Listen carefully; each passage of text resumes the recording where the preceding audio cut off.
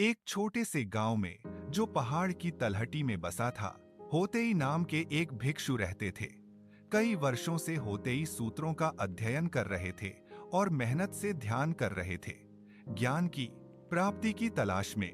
फिर भी जितनी भी कोशिश उन्होंने की, वे उसे प्राप्त नहीं कर पाए। एक दिन जब होतेई मंदिर के आंगन को झाड़ रहे थे, उन्होंने अचानक एक आवाज सुनी, जिससे वे रुक गए। वह एक बच्चे की खुशी भरी निर्मल हंसी थी, जो खेल रहा था।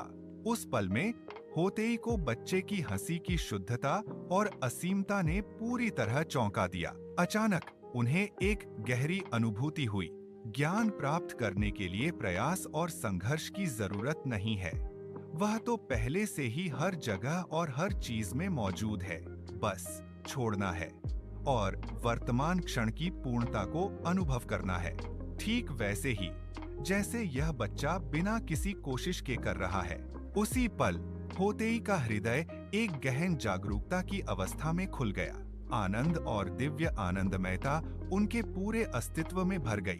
वे खुद को रोक नहीं पाए और बच्चे के साथ जोर से हंसने लगे। हा हा हा हा। उस दिन से होतेई जहां भी जाते, आनंद और हल्केपन का तेज बिखेरते। वे एक बड़ा थैला कंधे पर लटकाए गांव घूमते और बिना किसी कारण के खूब हंसते। लोग उनकी गर्मजोशी और प्रसन्न मुस्कान की ओर बिना सोचे समझे आकर्षित हो जाते। एक दिन कुछ भिक्षुओं ने होतेई को एक पेड़ के सहारे आराम करते देखा। उनके आस पास बच्चे खेल रहे थे।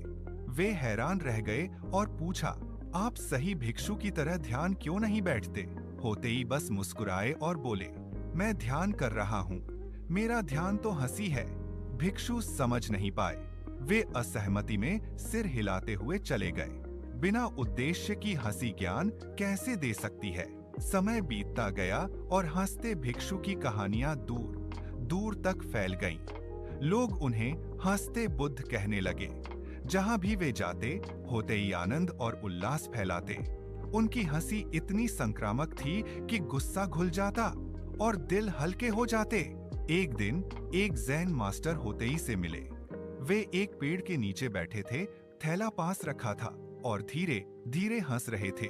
पूरा शरीर हंसी से हिल रहा था। मास्टर ने पूछा, होतेई, इतना हंसने की वजह क्या है?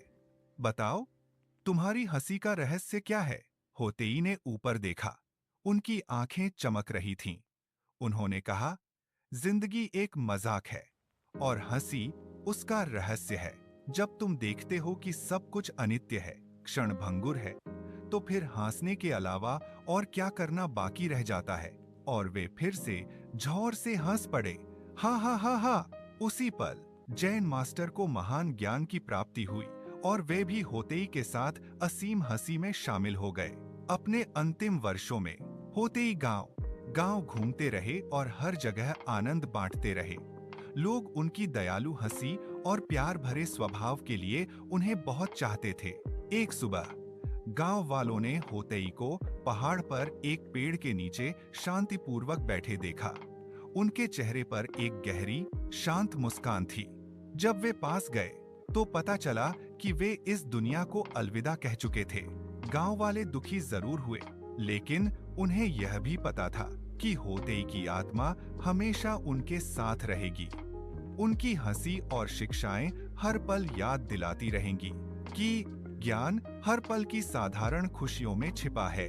उन्होंने होतेई की याद में पत्थर की मूर्तियां बनाई, कंधे पर थैला लटकाए, चेहरे पर वही प्यारी मुस्कान। आज भी वही मूर्तियां चीनी और जापानी मंदिरों में दिखती हैं। ये मूर्तियां हमें नरम याद दिलाती हैं, जीवन को बहुत गंभीरता से मत लो। हर क्षण को बच्चे जैसी खुशी से स्वागत करो। जब भी कोई बच्चा स्वतंत्र रूप से हंसता है, उन्हें होतेई याद आ जाते हैं और उनका सबसे बड़ा संदेश गूंजता है, सच्चा ज्ञान अपने हृदय में आनंद खोजने में है।